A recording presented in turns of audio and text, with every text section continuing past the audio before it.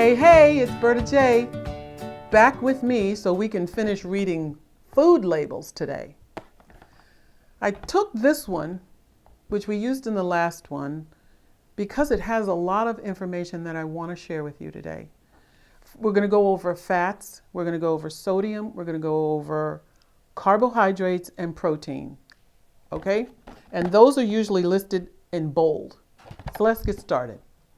The total amount of fat right here in this piece, this little 1 pound pie, is 31 grams. When they give you fat, they give you the total amount, and then they also tell you what part of that total amount is saturated fat or trans fat. I'm going to go into that a little bit right now. Now, trans fats are fats that are, I would say, man-made, because there's a process that they use. It's called hydrogenation. Big word, but this is what it means. They put hydrogen into the oil. If it's partially hydrogenated, then it's going to be solid at room temperature, but it's going to be sort of soft. But it's not like an oil that you could pour it. You can't pour partially hydrogenated. How much trans fat do you need every day? None. So this is one, I want you to notice whenever you see partially hydrogenated vegetable oil or any kind of oil, it's going to have a trans fat in it. The trans fats are artery cloggers, and it also raises your cholesterol. Saturated fats are a different fat. They are also solid at room temperature, but they're mainly found in animal products. Animal products like dairy and meats, the fatty cuts of beef, pork, and lamb. And they're also in processed meats. Now, saturated fats do the same as, not exactly, but they are artery cloggers as well. They're not really good for you to consume. We've already gone over ingredients and how they're listed. And what I've done is I've gone through this long list that's in here. I've gone through there, and I want you to see there's always a connection between these numbers and what the ingredients are. In this particular one, before the show was starting, I sat here and I went through to find out what were the fats that were in it. And in the pot pie, there's coconut oil. There's also chicken fat in here, as well as shortening. So each one of the things that are used in this product as fat is contributing to, number one, the total amount of fat, but also the saturated fat as well as the trans fat. Let's move on to the sodium content. The sodium in this pie is 650 milligrams. Compare that to the amount per day that you should have is 2,300 milligrams. That's the maximum amount you should have. That's equal to a teaspoon of table salt. If you were to subtract 650 from 2,300, you'd still have some salt that you can have for that day. But this one little tiny pie is all you've gotten. But if that's what you want to eat, just know that you're eating a lot of sodium. Salt also has another component to it. It sounds very technical, but it's sodium and chloride. But it's the sodium part that I want you to pay close attention to. Because when it gives you the salt, the sodium amount is 650, when you go through here, which I did not do, but I just want to go through real quickly, it has sodium phosphates. That's a salt. Sodium caseinate. That's 2. Oh, it has chicken broth. Anytime you see broth or broth powder or something like that, then that's going to have salt in it as well. This one says disodium isonate and disodium guanylate, both with sodiums in it.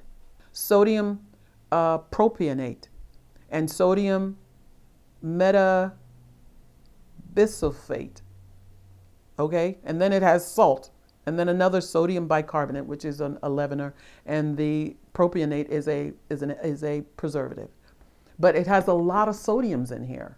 And so what you want to do is, if you really want to have something like this, I would say try making it yourself.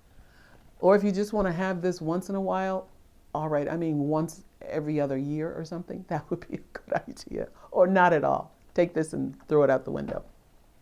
So we've gone over fat and we've gone over sodium. You know how much you have for a need for a whole day. It was 2,300. Now we're going to go on to carbs. Carbs are found in grains. Okay? Many carbs are found in some type of grain. It'll give you the total amount, and then it will tell you, it'll break it down by dietary fiber. You want that dietary fiber in your food, and you want it high. If you get natural packaged food, an apple, you get a rice, you get potatoes, that is going to have a lot of anything, any of the green vegetables. Those are going to have a lot of fiber in them. And you want to be able to have fiber in your diet because it goes in, and the dietary fiber, as it goes in, it's changed very little, and it'll give you, you'll be able to eliminate a whole lot better. And that's all I'll say about that. So eat dietary fiber. The second part of carbohydrates is sugars. And in this one, the sugars are 3. Anytime it's 4 or over, whatever it is, whatever the sugars are, if it's at least 4, that means it's 1 teaspoon of sugar in that product. When we're talking about sugar, I want you to keep in mind that sugar can have many names.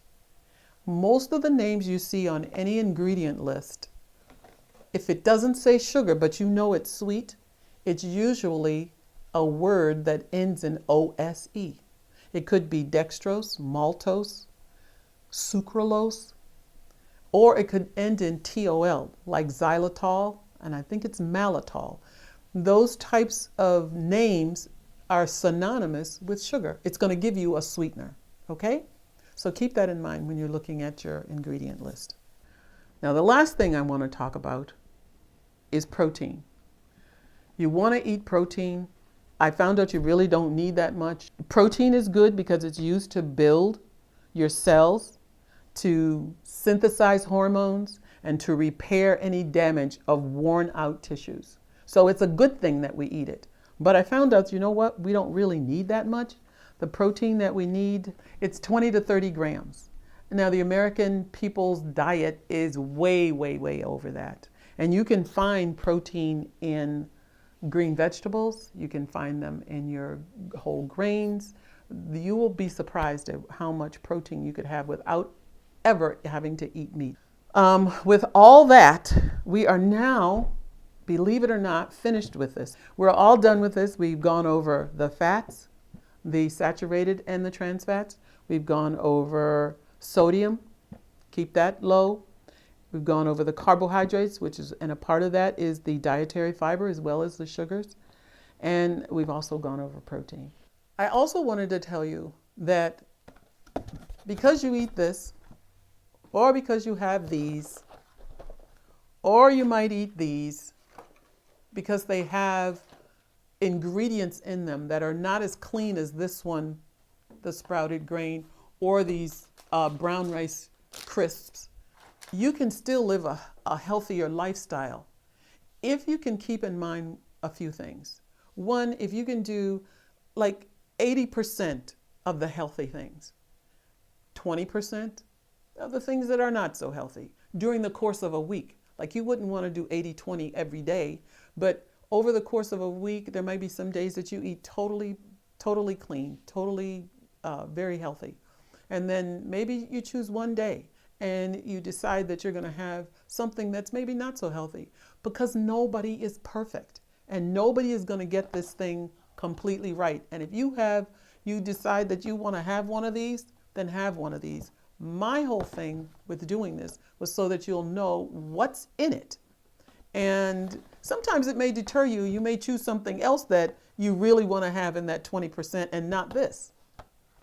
But keep in mind also that you can be healthy if you make the conscious effort to do more healthy and less of the not so healthy.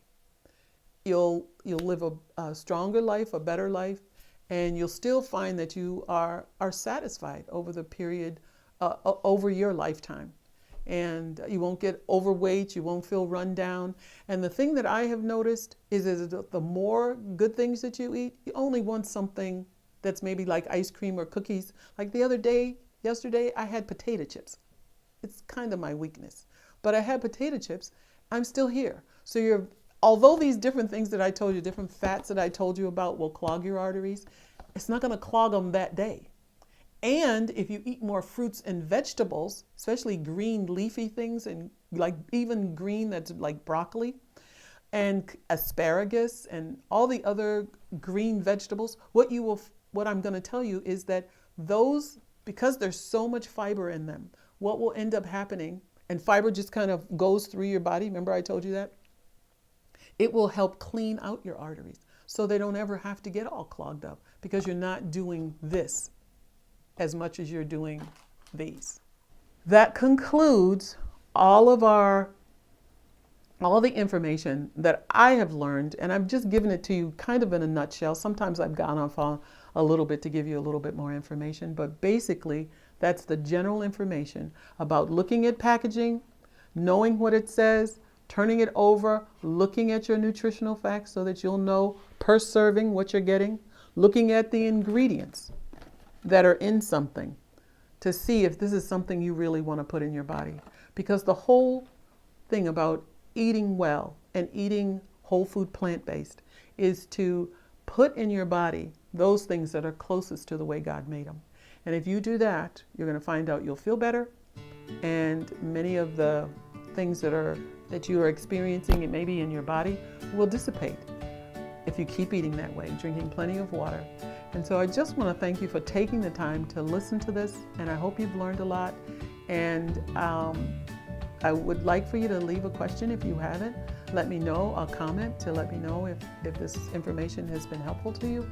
And the next time you see me, I'll be back in the kitchen making some more recipes, okay? Just for you and for myself too. But I hope you enjoyed it. And I'll just say right now, bye.